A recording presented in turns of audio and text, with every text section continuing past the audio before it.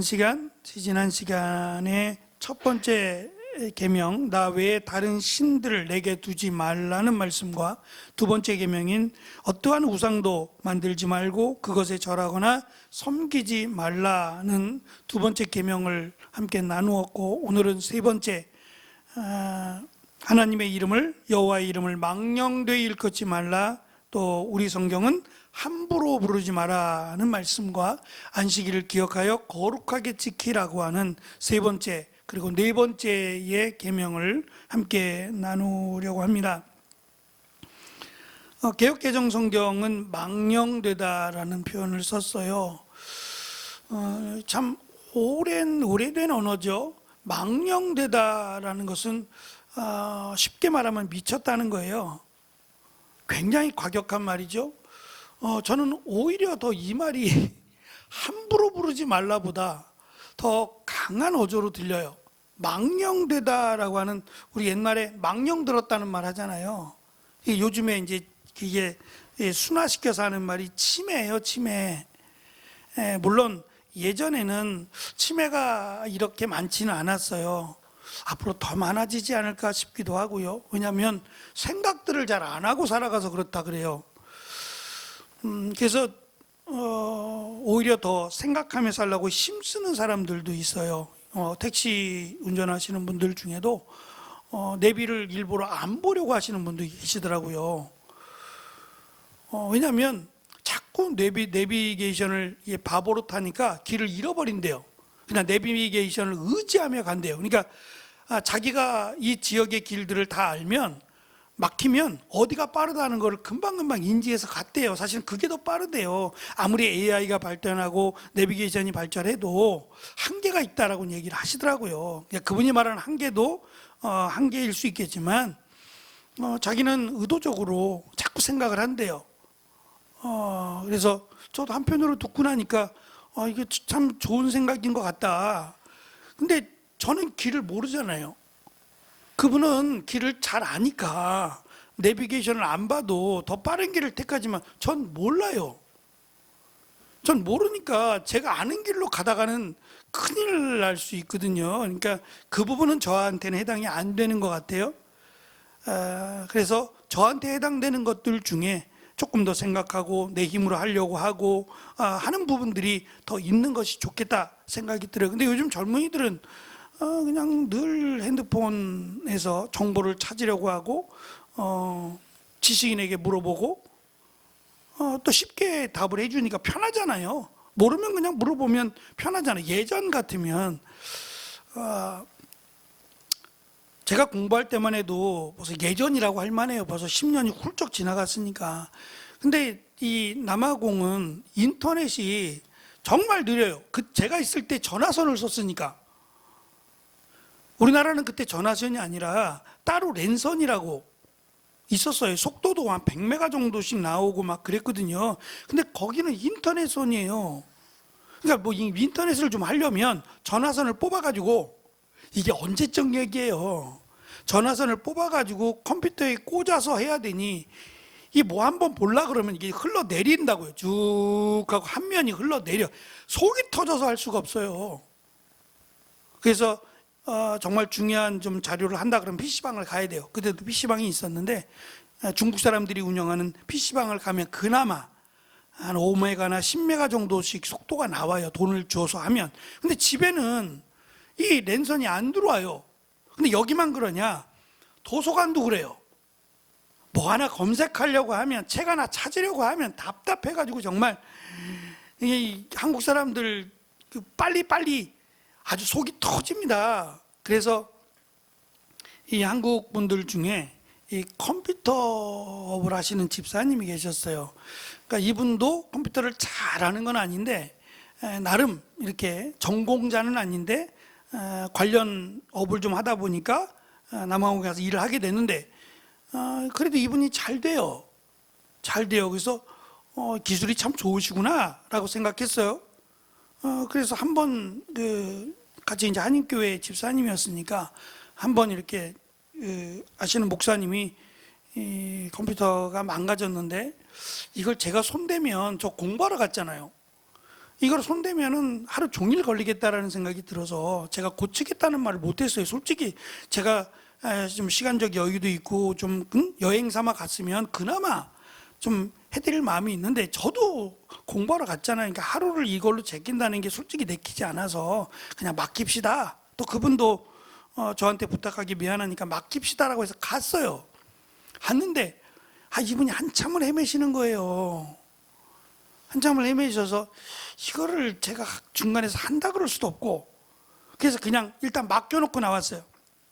맡겨놓고 나왔는데 한 이틀이 지나서 수요일쯤, 월요일날 맡기고 한 수요일쯤 돼서 그분이 이제 찾아오라고 전화를 줬어요. 그래서 아이고 세상에, 이거를 3일씩이나 걸려서 라고 저는 생각을 했죠. 말은 안 하고 3일씩이나 걸려서 라고 생각을 했는데, 이렇게 빨리라고 얘기하더라고요. 그래서 제가 뭔 말인가 그랬더니, 다른 우리나라 사람들이 아닌 그 남아공 사람들은 컴퓨터 한 대 맡기면 보통 15일에서 한 달 걸린대요. 근데 3일 만에 해줬으니 얼마나 빨라요. 그래서 제가 그때 알았어요. 이분이 잘 되는 이유가 15일 한 달 걸릴 거를 3일 만에 해주시니까 잘 될 수밖에 없다. 급한 사람들은 어디로 가겠어요? 빨리 해주는 데로 가지 않겠어요? 그러니까 3일 만에, 한 달 걸릴 거, 보름 걸릴 걸 3일 만에 해주니, 이왕이면 크게 차이가 안 나면 여기로 가지 않겠나. 그래서 막 컴퓨터가 쌓여 있어요. 노트북도 쌓여 있고, 기술도 기술이지만 한국 사람이 어디 가도 잘하는구나라는 생각을 했어요. 어쨌든 하루 종일 이렇게 인터넷을 해야 되니까 이게 너무 불편해요. 너무 불편하니까 어쩔 수 없이 발품을 팔아야 돼요. 무슨 말이냐면, 내가 일일이 찾아봐야 돼요. 이 책이 어디에 있고 그런 걸 모르니까, 안 알려주니까 너무 힘드니까, 책에 보면은 밑에 이렇게 어디서 인용했다라는 게 나와요. 근데 그걸 가지고 그 책 번호들이 있거든요. 그 책 번호들을 일일이 찾아가면서 책장 몇 번, 몇 층에 보통 이게 신학책은 지하에 주로 있었으니까 지하에 있겠다라는 생각을 하고, 지하에 그 번호들이 있어요. 뭐 예를 들면 철학 계열 책들은 어디 몇 번, 뭐 신학 관련 책 중에서 뭐 배경사는 몇 번, 이렇게 정해져 있어요. 그걸 또 찾아가지고 적어가지고 그거 가지고 찾아서 시간 많이 걸리죠. 근데 사실은 이렇게 공부를 해야 그것이 기억에 남긴 해요. 시간은 걸려도. 근데 알아서 다 찾아주고 그냥 다 제공해주고 그냥 긁어다가 쓰고 이러면 편하긴 하고 쉽긴 하는데, 이게 크게 어떤 면에서는 공부하는 데 도움이 안 될 수 있겠다 싶어요. 그래서 제 치매에게 여기까지 왔어요. 망령 걸렸다라는 말을 예전에 하긴 좋은 말이 아니잖아요. 망령 난다라는 말이 얼마나 듣기 싫은 말이에요. 나는 절대 망령 나면 안 되지, 이런 말들 했잖아요. 감당이 안 되니까 말이에요. 내가 나를 통제할 수 없는 거잖아요. 근데 지금 그 말을 여기다 갖다 붙였어요. 여호와의 이름을 마치 미친 사람이 하듯이, 제정신이 아닌 사람이 하나님의 이름을 여기다 갖다 붙이고 저기다 갖다 붙이듯이 하지 말라는 식이에요. 근데 사실은 이 말보다는 더 중요한 의미가, 내 편하자고, 내가 유익되자고, 내가 이익을 보기 위해서 하나님의 이름을 사용하지 말라는 거예요. 내가 하는 말이 정말이야, 나 하나님 두고 맹세하거든, 이런 말 하지 말라는 거예요. 그러니까 도대체 우리가 뭘 믿고 맹세를 할 수 있겠어요? 내가 꼭 지킬게, 내가 하나님께 맹세하는데 이건 분명히 지킬 거야. 지키면 좋겠지만 못 지킬 수도 있는 거 아니에요. 천재지변에 의해서나 어떠한 상황이든지 간에 못 지키게 되면 그것은 하나님의 이름을 도용한 거잖아요. 그러니까 하나님의 이름을 걸고 하는 행위는 하지 말라는 거예요. 그냥 스스로 뭐 자기 이름을 걸어서 안 되거든. 신뢰를 쌓아야죠. 내가 꼭 반드시 지킬게 라고 하는 말로 신뢰를 쌓아야죠. 그 신뢰가 쌓이지 않는 상태에서 누구의 이름을 걸고 한들 이게 자칫 사기하고 뭐가 달라요. 그러니까 하나님의 이름을 망령되이 일컫지 마라. 우리 성경은 함부로 쓰지 마라 라는 것은 결국은 자기의 이익을 위해서 하나님의 이름을 사용한다라는 거예요. 두 번째 단락에 보시면 이름이라고 하는 것, 성경에서 이름이라고 하는 것은 그 이름만 들어도 그 사람에 대한 정보를 알 수 있어요. 사실은 그 이스라엘 백성들이 타락하고 나서 죄를 행하면서도 불구하고, 예를 들면 그 룻기에 나오는 그 룻의 남편 엘리멜렉이죠. 여호와는 나의 왕이시다라는 뜻이거든요. 근데 그의 삶은 여호와는 나의 왕이시다라는 이름하고는 달리 기근이 들었다, 하나님이 축복하지 않는다. 아니, 왕이시면 기근 내리실 수 있는 거 아니에요? 정말 하나님이 왕이면, 내가 말 안 들으면 하나님이 나를 혼내실 수도 있는 거잖아요. 내 마음대로 하나님이 나의 비율을 맞춰주고 내가 원하는 대로. 그게 무슨 왕이에요? 내가 왕에게 맞춰야죠. 이름은 그럴싸해요. 여호와는 나의 왕이시다, 그럴싸한데 전혀 왕으로 섬기지 않고 기근 들었다고, 하나님이 우리를 굶주렸다고 훌쩍 떠나서 하나님을 버리고 그들의 신 그모스라고 하는 죽음의 신을 섬기다가 그도 죽고 그의 아들들도 죽는 이 말도 안 되는, 그래서 죄악된 가운데서도 그들의 이름만큼은 그래도 하나님과 연관된, 하나님을 믿고 하나님을 섬기는 이런 이름들을 지었다라는 점에서 참 아이러니하기도 합니다. 어쨌든 하나님을 믿으면서 하나님의 이름, 하나님을 섬기거나 하나님을 믿는 그런 이름들을 사용했다라는 점이 참 귀하다는 생각이 들고요. 우리도 성도들 중에는 자녀들의 이름을 이렇게 하나님을 믿는, 하나님을 경배하거나 하나님을 영화롭게 한다거나 이런 이름 많죠. 뭐 강건이나 은총의 이름도 다 성경에서 나오는 이름 아니에요? 참 부담스럽지, 응? 그지? 성경에서 나오는 이름을 덜컥 써버리면 내가 조금이라도 하나님 앞에 잘못하면 그 이름이 얼마나 그래. 이게 부모님만 생각하고 얘네들이 정말 이렇게 살아가기를 바라고 소망하며 이름을 줬는데 얼마나 부담스러워요. 그죠? 그런 생각도 들었어요. 그렇다고 이름을 자기가 질 거예요? 옛날에는 그 이름이 그냥 막 졌어요. 개똥이라고도 막 졌잖아요. 예전에 그 이름이 지금까지 이제 거의 대부분 개명을 했어요. 도저히 안 되겠다 싶으면 놀림거리가 되거나 그러면 이름을 바꿨잖아요. 또 이름만 부르면 괜찮은데 성이 또 따라 붙으면 이상해지는 이름도 참 많아요. 그래가지고 이름을 이제 커서 다시 개명하거나 이런 일도 허락을 해서 지금 바꾸지만, 어쨌든 이름이라는 것은 평생 따라붙을, 평생 불러야 되는 이름이잖아요. 그러니까 이름이라는 게 얼마나 소중해. 바꿀 수 없는 이름이라면 더더욱 그렇겠죠. 그래서 이 성경에 나오는 이름들이 사실은 내가 바라고 소망해서 붙이는 게 아니라, 원래 하나님은 그가 태어난, 하나님이 그를 태어나게 하신 그 하나님의 뜻에 순종해서 이름을 붙였어요. 예를 들면 피부 색깔이 하얗네, 그러면 우리식으로 표현하면 흰둥이, 하얀 얼굴이라고 이름을 적겠죠. 그래서 그런 이름들을 보면 하나님이 그 사람에게 특별한, 예를 들면 눈이 크다 그러면 왕눈이라고 이름을 붙였다는 거예요. 그러니까 눈이 큰 게 잘못이 아니라 하나님이 그의 눈을 크게 만드셨다라고 하는 하나님의 손길이나 하나님의 어떠한 계획을 엿볼 수 있는 이름들이었다는 거죠. 특히 하나님이라고 하는 이름, 제가 지난번에도 말씀을 드렸어요. 하나님은 이름이 없어요.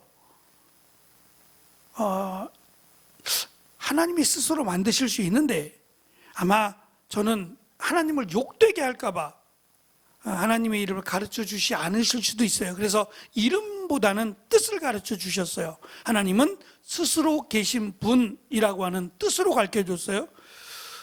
사실은 그 애굽에서 바라볼 때 애굽은 사람들이 다 만든 거 아니에요. 우상들이라는 것은 사람들이 만든 거예요. 아니면 만들어졌거나 세월을 지나면서 비스무리하게, 저거 뭐 닮았네? 저 나무를 보고 저거 참 뭐 닮았네? 바위를 보고 저건 뭐 닮았네? 이렇게 우리가 만들지 않아도 자연의 어떠한 현상에 의해서 바람을 맞고 뭐 비를 맞고 하면서 저절로 어느 정도 만들어진 이런 것들을 가지고 이름을 붙여놓고 거기에다가 이야기거리를 만들어놔서 신이 되어버린, 그러나 그것은 스스로 아무런 역할도 할 수 없어요.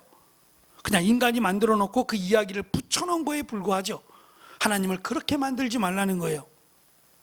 하나님은 스스로 계신 분이기도 하고 우리가 하나님을 아는 데는 한계가 있어요. 가르쳐 주시는 것만 가지고 우리가 하나님을 아는 거지, 우리가 욥기를 살펴보는 것처럼 우리는 욥보다 훨씬 더 많이 아는 거예요.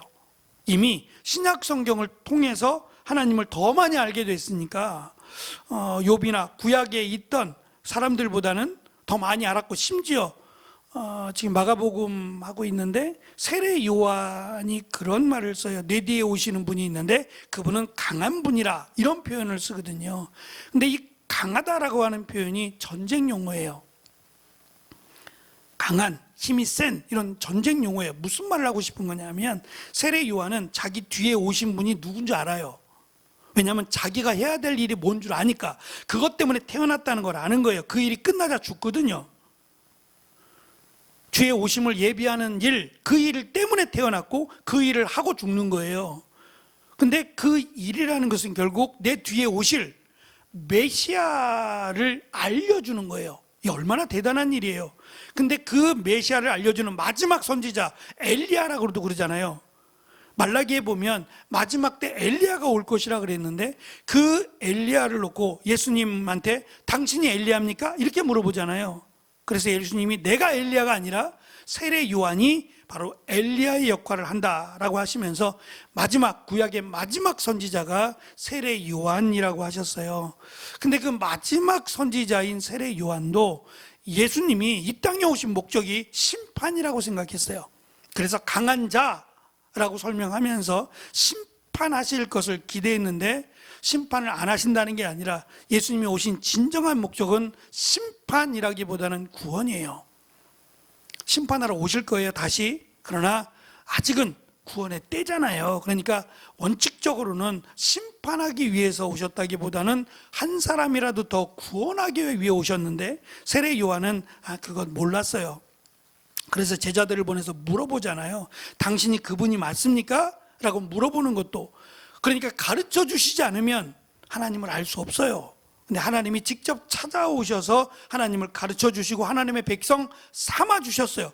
그것이 은혜라는 거죠. 오늘 이 안식일에 대한 부분을 말씀하시면서 출애굽기에는 이 안식일이 창조에 대한 설명으로 하나님께서 6일 동안 만드시고 제7일에 쉬셨으니 우리도 쉬어야 된다라는 식으로 출애굽기의 10계명이 설명되어 있다면, 신명기에서는 이 안식일을 창조로 연결하지 않고 이 출애굽과 연결을 시켰어요. 나는 이거 주장할 만해. 왜냐하면 내가 너희들을 애굽에서부터 자유케 했거든. 내가 애굽에서부터 너희들을 일하지 않도록, 일 안 했잖아요, 40년 동안. 사실 무슨 일을 했어요? 그러니 나는 자격이 있어. 내가 쉬라면 쉬어야 되는 거야 라는 식으로 출애굽을 강조하시면서 하나님의 명령임을 강조하셨어요. 오늘도 그렇고 우리가 10계명이 10개거든요. 이 10가지의 계명이라고 하는 12가지도 될 수 있고 13가지, 14가지 얼마든지 너무 작잖아요, 사실 따지고 보면. 물론 10계명 외에도 율법들이 있어요. 다양한 율법들이 있어요. 그렇지만 크게는 10가지의 아주 중요한 골격을 세우는 계명이 10개밖에 없어요. 그러면 많지 않은 거잖아요. 그러니까 10개를 주셨다라는 것도 참 의미가 있고, 그 가운데 하나님에 대한 구체적인 계명이 4개예요. 네 번째 계명까지가 수직적인, 하나님과 인간 사이의 수직적인, 하나님, 인간을 놓고 수직적인 계명이라 그러거든요. 그리고 6번째부터 10번째가 수평적 계명이라 그래요. 이웃과, 나와 이웃과의 관계에 대한 수평적 계명이 4개인데 5개인가요? 5개가 되네요. 6, 7, 8, 9, 10 5개가 되고, 이 부모를 공경하라라고 하는 중간에 있는 이 계명이 하나님과의 수직적 계명도 되고 또 사람과 사이의 수평적 그 개념에도 연관이 돼요. 그래서 5개로 보기도 하고 4개, 6개로 보기도 합니다만, 어쨌든 이 4개에 대한, 하나님에 대한 설명이 네 번째까지가 정확하게 나오는데 이 네 가지가 다 연관이 돼 있어요.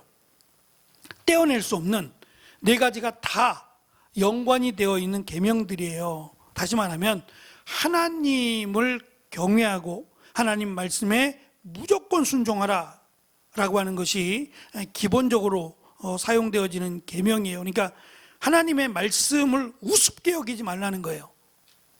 그리고 내 입맛에 맞추지 말라고요. 요거는 지키고 요거는 안 지키고. 이게 바로 하나님의 이름을 망령되이 일컫는 것과 같아요.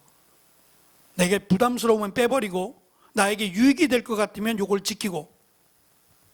그래서 하나님의 말씀을 인용하거나 하나님의 말씀을 말할 때에도 내가 잘 지키고 있는 것들만 주로 얘기하고 나에게 부담이 되거나 요건 좀 이라고 생각하는 건 빼버린다면 이건 여호와의 이름을 망령되이 일컫는 거예요. 똑같아요. 하나님 말씀은 다 중요하고 하나님 말씀은 다 그 말씀 앞에서 경외해야 될 말씀이라고 하는 거예요. 다 하나님의 말씀이니까. 그러니까 그러한 의미에서 하나님의 말씀을 우리가 다 비중 있게 다 중요하게 생각하고 지켜야 된다라는 것을 우리가 기억해야 됩니다. 2페이지로 가시면 하나님의 이름은 경외와 경배를 자아내는 거지 결코 인간들에게 이용당해서는 안 된다. 특별히 제가 이 말씀 드리면서 제가 신학교 다닐 때 교회에서 행하는 여러 가지 예식이나 이런 것들을 가지고 농담식으로 유행했던 적이 있어요. 너에게 하나님의 은혜가 있을지어다 이러면서 자기가 이제 신학생이니까 말씀을 조금 더 안다고 말씀 가지고 이제 장난치듯이 말씀 가지고 이렇게 하는 일들이 있었어요. 또 우리들만의 또 그 놀이문화라 그럴까? 하여튼 그랬어요. 근데 불편하더라고요. 뭐 제가 껴서 이제 막 같이 그러지는 않았는데 제가 아무래도 조금 그들보다는 한 7살 한 중간층 정도 되는데 7살이 많다고 이제 그런 걸 수도 있고 또 한편으로는 제가 감사한 것 중에 하나가 그래서 저는 그 평신도로 신앙생활을 했잖아요. 그러니까 결혼하고 집사 임명을 받고 7년 가까이 이 집사 생활을 했잖아요. 평신도 생활을 했으니까 이게 쭉쭉쭉 젊어서부터 20살부터 시작해서 신학교 공부하고 전도사 생활하다가 신대원 가서 그런 학생들보다는 조금 더 낫지 않았을까라고 하는 부분이 있어요.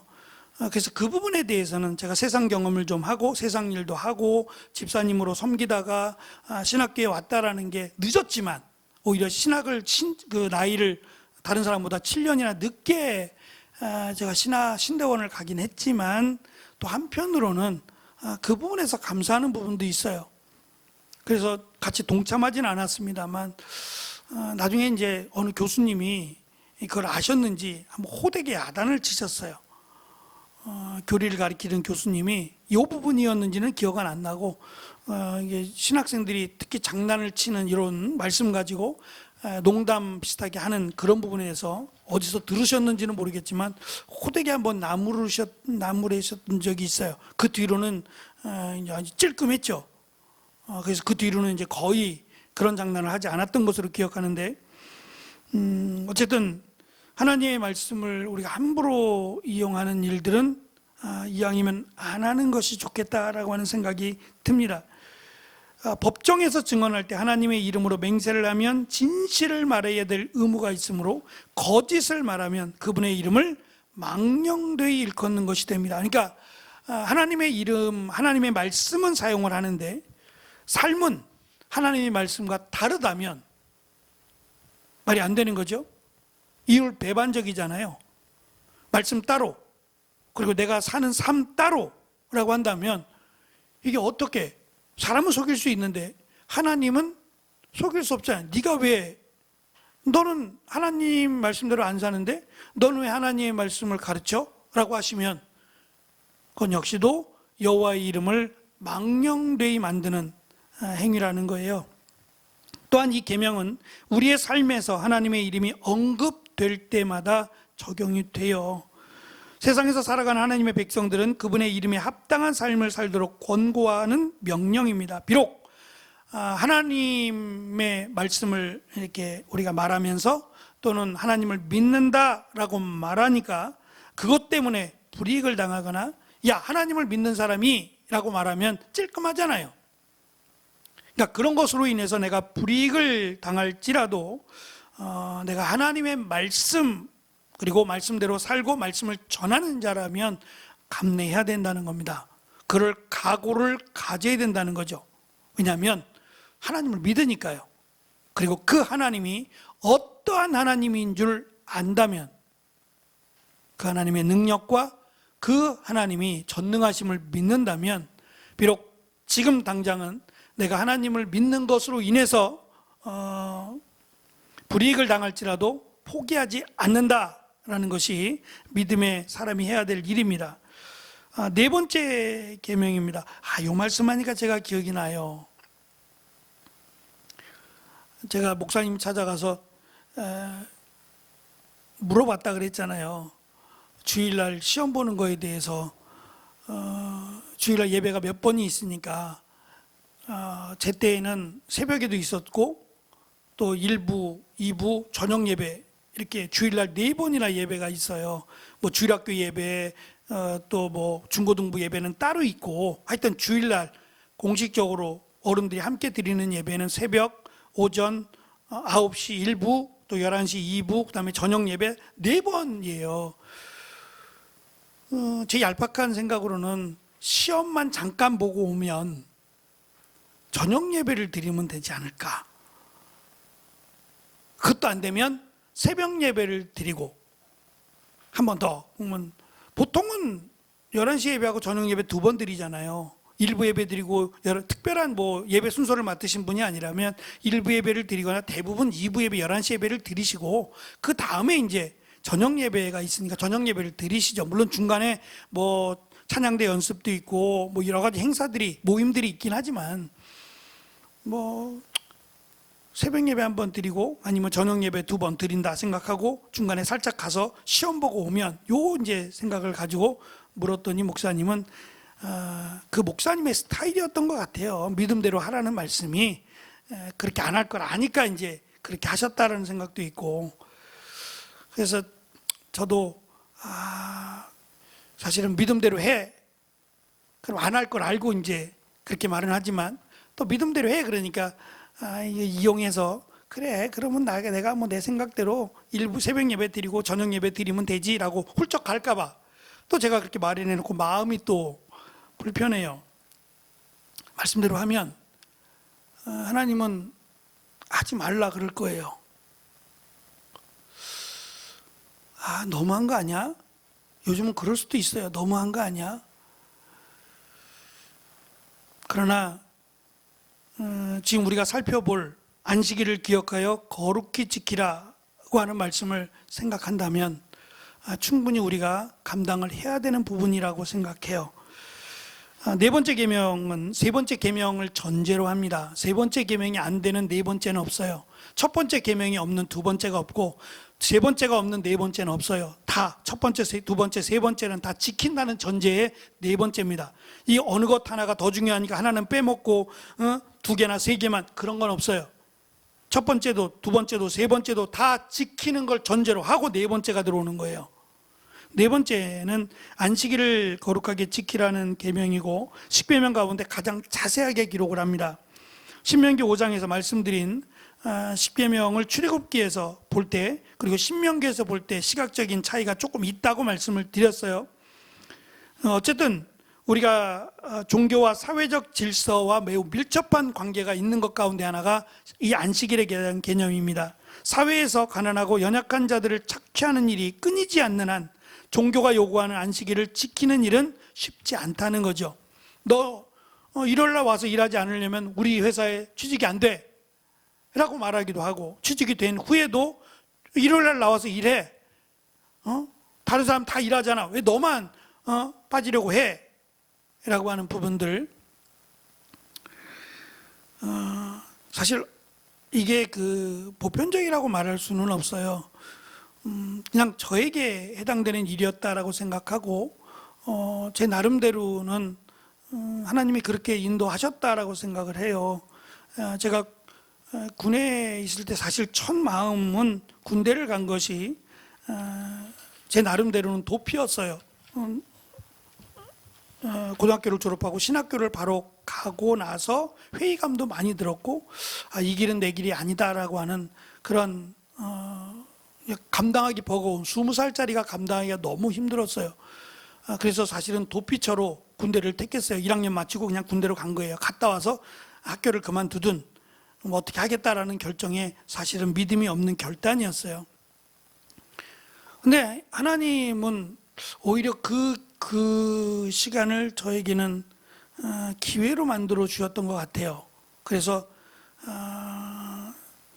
참 전혀 제가 바라고 소망하지 않던 일들로만 끌고 가셨고, 부대에 저는 이제 중대로 갔는데 중대장님이 집사님이셨어요. 또 집사님이셔가지고 안 하던, 제가 가니까 점호 기도를 시켰어요. 2등병 짝대기 하나 단 사람한테 생전 안 하던 점호 기도를 시켰어요. 제가 병장이면 그런 대로 따라올 텐데 이제 가돈 신병인 2등병에게 점호 기도를 시키면 반응이 어떻겠어요? 그래서 하기 싫었어요. 제가 예수님의 이름으로 기도합니다 라고 기도하면 저쪽에서는 아미타불 그러고 뭐 이쪽에서 막 별소리가 다 나요. 물론 아멘 소리도 나고. 그럼 내가 왜 오히려 이렇게 함으로 인해서 하나님께 영광이 안 된다는 생각을 자꾸 하는 거예요. 차라리 안 하는 게 낫겠다. 놀림거리가 되잖아요, 기도하는 것 자체가. 그러니까 하나님 좀 안 하면 안 돼요? 제가 고참이 될 때까지만 좀 이거 안 하면 좋겠어요 라고 기도했어요. 솔직히 이건 중대장 개인의 사심이지, 응? 이렇게 해가지고 저 사람들이 기도는 할까? 저 사람들이 아멘이나 정말 할까?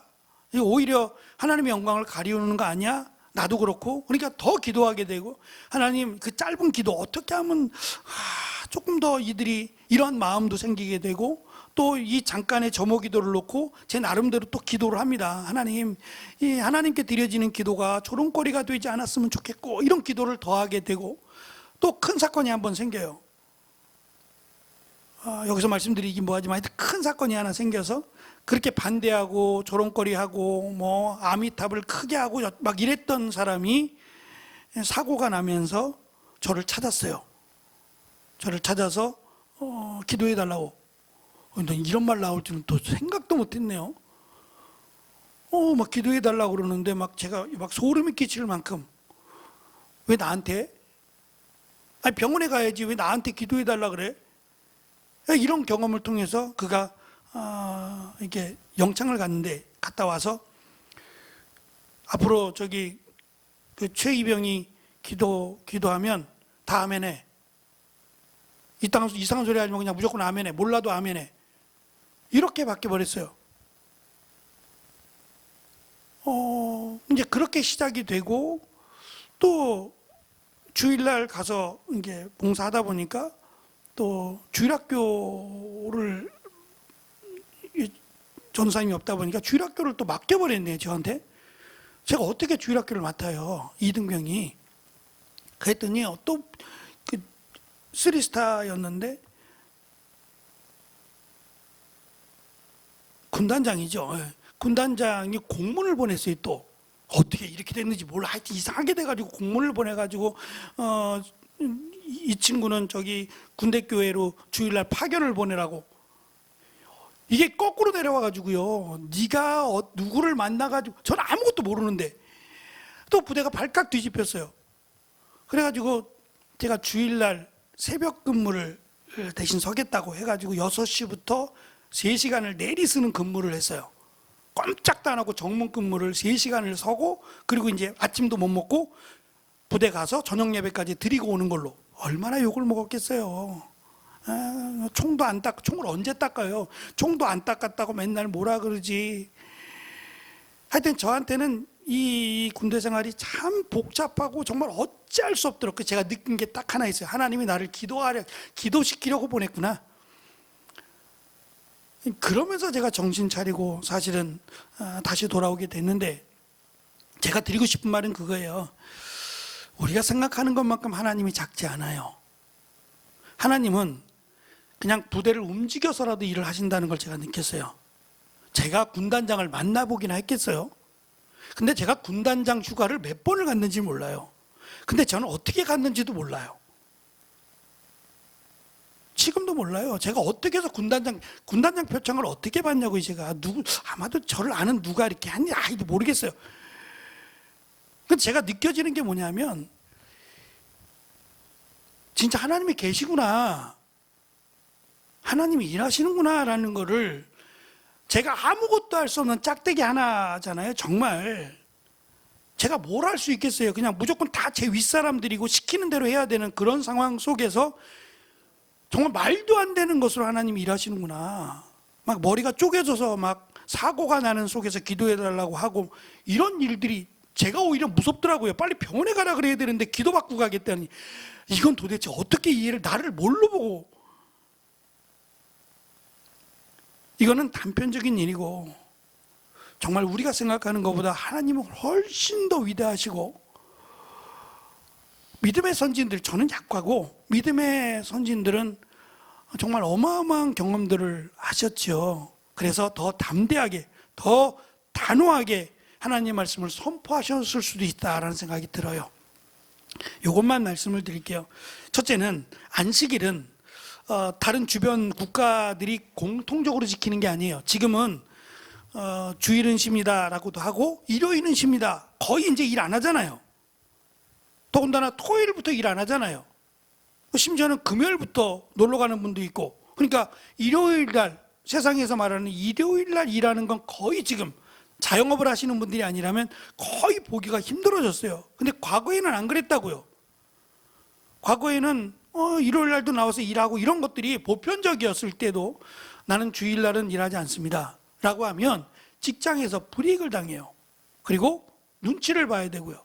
이것뿐만이 아니죠. 뭐 술 먹고 담배 피는 일도 마찬가지고 참 힘들었어요. 그런데 오히려 그랬기 때문에 우리의 믿음이 더 견고해졌을 수도 있어요. 하나님은 내버려 두시지 않거든요.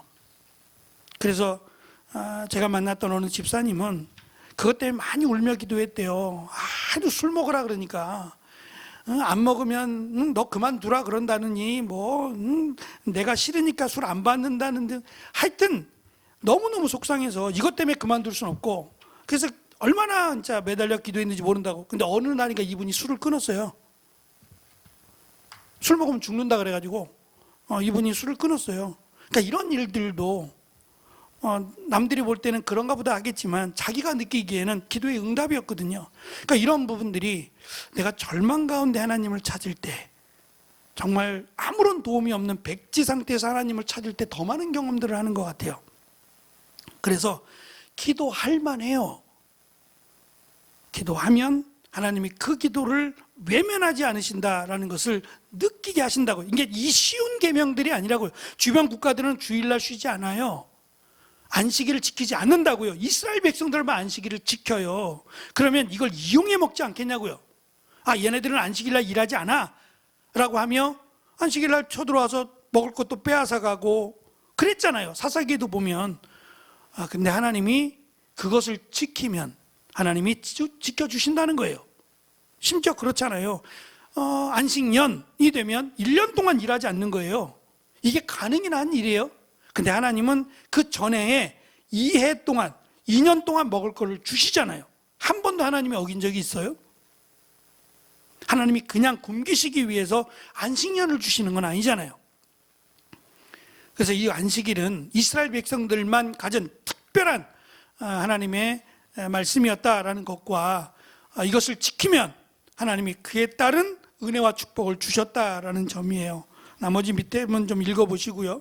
4페이지로 넘어가면 아까 제가 출애굽기에 있는 내용, 신명기에 있는 내용을 좀 나눴고요. 마지막 결론입니다. 그렇다면 이스라엘은 어떻게 안식일을 거룩하게 구별되게 지킬 수 있느냐? 안식일의 중요성은 하던 일을 멈추는 데만 있지 않아요. 일하지 말라라고 하는 것은 표면적인 부분이고, 그럼 뭐 하란 얘기냐? 자신에게 은혜를 베푸신 하나님을 기념하고 기뻐하는 일, 하나님이 기뻐하시는 일에 전념하는 거예요. 그 중에 하나가 일을 멈추는 거예요. 그렇지 않으면 사람의 욕심이 지나치게 돼요. 더 일한 만큼 벌게 되잖아요. 그러면 결국은 그 일에 몰두하게 되고 하나님과 멀어지게 돼요. 그래서 하나님은 우리가 이 땅에서 부자가 되기를 원하나 부자로 사는 것 원하시지 않을 수도 있어요. 부자가 되어서 하나님을 잘 섬긴다, 저는 결코 쉽지 않을 것 같다는 생각이 들어요. 제가 7년 동안 사업을 해보니까 정말 쉽지 않다. 아예 그냥 단호하게 샷다를 내리지 않으면 주인은 십니다 라고 아예 그냥 딱 못을 박아놓지 않으면 흔들릴 가능성이 많다. 그래서 제가 사업을 할 때도 배달을 주일날 해달래요. 토요일날 예약해놓고 난 바쁘니까 주일날 꼭 배달을 해달래요. 그럼 저는 토요일날 저녁에 갖다 줬어요. 제가 주일은 쉬니까 그냥 제가 시간을 내서 무리해서라도 토요일날 저녁에 갖다 줬어요. 주일날은 쉽니다를 지키기 위해서. 한번 무너지면 또 다른 이유가 만들어집니다. 우리의 믿음은, 하나님의 말씀은 단호해요. 이렇게 저렇게 생각해보고 그렇지 않아요. 하나님 말씀은 단호하고 지키면 하나님이 그에 따른 은혜를 반드시 주십니다. 그래서 이 말씀이 우리가 4계명까지 지금 살폈지만 우리에게 일어나는 일들 속에 하나님을 믿음과 세상을 재지 않았으면 좋겠어요. 하나님 만드신 세상이고 하나님의 전능하심을 믿고 순종하며 나아가는 것이 하나님의 은혜를 받는 비결이다 라고 하는 것을 확신하고 하나님 말씀에 순종하는 귀한 은혜가 우리 모두에게 있기를 축원합니다. 기도하겠습니다.